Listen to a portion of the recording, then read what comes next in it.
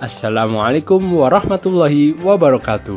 Selamat pagi sahabat-sahabatku kelas 5. Selalu semangat belajar untuk masa depan yang sukses.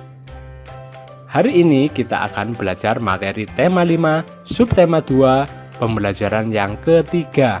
Materi yang akan kita pelajari kali ini yaitu tentang yang pertama, mengenal sistem subak di Bali.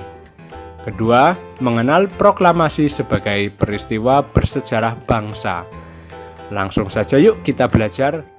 Ayo bersama pahami teks bacaan tentang sistem irigasi subak pada buku siswa tema 5 halaman 68 sampai 69.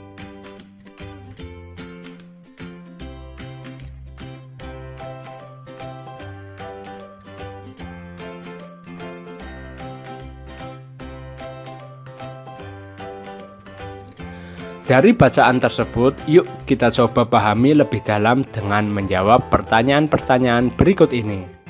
Yang pertama, apakah tujuan dibentuknya subak? Tepat sekali, tujuan dibentuknya subak di Bali adalah untuk mengatasi persoalan air irigasi. Pertanyaan yang kedua, apa saja manfaat yang diperoleh para petani dari sistem irigasi subak di Bali? Benar sekali, manfaat subak antara lain petani mendapatkan air yang cukup untuk sawahnya, serta melatih petani bertanggung jawab terhadap penggunaan air, cara menjaga kualitas air, jumlah air yang akan dialirkan, serta waktu pengairan. Pertanyaan yang berikutnya, apa sajakah peran Pekaseh? Para Pekaseh bekerja sama dengan para kepala desa dan perangkat desa dalam mengatur dan memberitahukan ketersediaan air pada areal persawahan kelompoknya. Pertanyaan yang berikutnya, bagaimana cara anggota kelompok subak di Bali dalam mengambil keputusan? Tepat sekali, semua keputusan dalam subak dibahas secara musyawarah dan perencanaan yang baik. Kemudian pertanyaan selanjutnya, apa yang menyebabkan sistem subak berhasil meraih perhatian dunia? Tepat sekali, subak tidak hanya memperhatikan sistem irigasi, tetapi juga memperhatikan asas kerjasama dan keadilan dengan menggunakan sistem meminjam air kepada anggotanya. Dan pertanyaan yang terakhir, jelaskan nilai-nilai persatuan dan kesatuan yang didapatkan dalam sistem subak di Bali. Nilai persatuan dan kesatuan dalam sistem subak antara lain, dalam pembagian air dilakukan dengan musyawarah. Dalam pembagian air dilakukan dengan adil dan tidak ada yang diuntungkan atau dirugikan. Dalam pelaksanaan pembagian air, mereka bekerja sama satu dengan yang lain. Dan keuntungan yang terakhir, saling pinjam-meminjam air irigasi antara satu dengan yang lain, antara subak satu dengan subak yang lain.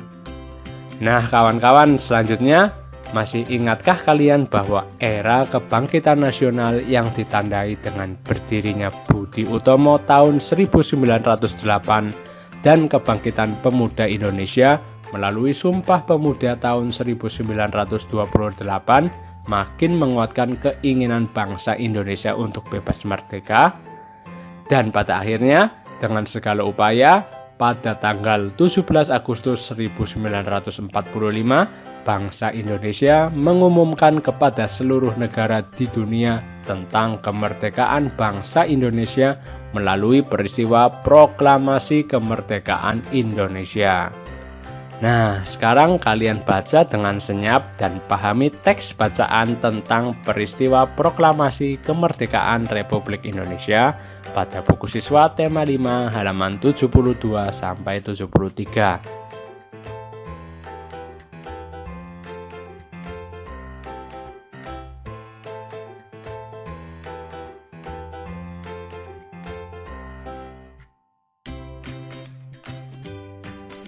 Oke kawan-kawan, adapun isi proklamasi tersebut adalah sebagai berikut.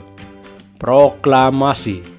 Kami, bangsa Indonesia, dengan ini menyatakan kemerdekaan Indonesia. Hal-hal yang mengenai pemindahan kekuasaan dan lain-lain diselenggarakan dengan cara seksama dan dalam tempo yang sesingkat-singkatnya. Jakarta, 17 Agustus 1945, atas nama bangsa Indonesia, Soekarno-Hatta.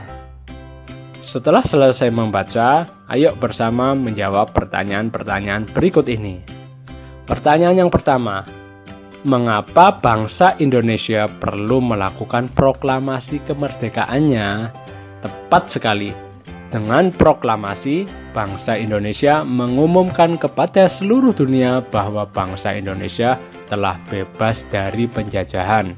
Pertanyaan selanjutnya, apakah akibat dari peristiwa proklamasi kemerdekaan terhadap kehidupan bangsa Indonesia?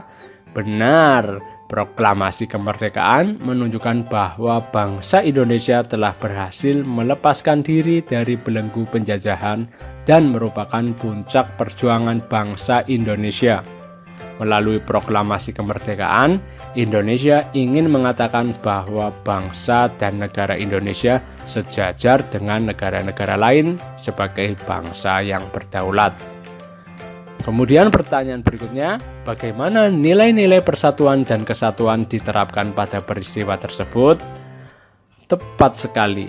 Pada proklamasi 17 Agustus 1945, bangsa Indonesia telah bulat tekadnya, telah bersatu padu dengan teguh di dalam segala langkah atau perbuatannya. Seluruh lapisan masyarakat bangkit dan bekerja sama dalam menunaikan tugasnya. Merasa dirinya adalah satu kesatuan dengan yang lain tanpa mengenal kelas dan derajat. Nah, yang terakhir, tahukah kalian tentang peristiwa Rengas Dengklok yang terjadi sebelum peristiwa proklamasi? Benar sekali, peristiwa Rengas Dengklok adalah peristiwa penculikan yang dilakukan oleh sejumlah pemuda, antara lain Sukarni, Wikana, Aidit, dan Khairul Saleh dari perkumpulan Menteng 31 terhadap Soekarno-Hatta. Peristiwa ini terjadi pada tanggal 16 Agustus 1945 pukul 3 waktu Indonesia Barat. Soekarno dan Hatta dibawa ke Rengas Dengklok, Karawang untuk kemudian didesak agar mempercepat proklamasi kemerdekaan Republik Indonesia, sampai dengan terjadinya kesepakatan antara golongan tua yang diwakili oleh Soekarno dan Hatta serta Mr. Ahmad Subarjo dengan golongan muda tentang kapan proklamasi akan dilaksanakan, terutama setelah Jepang mengalami kekalahan dalam Perang Pasifik. Sampai di sini dulu ya pembelajaran yang kakak sampaikan. Semoga dapat kalian pahami dengan baik. Terima kasih, semoga bermanfaat. Sampai jumpa pada pembelajaran berikutnya. Wassalamualaikum warahmatullahi wabarakatuh.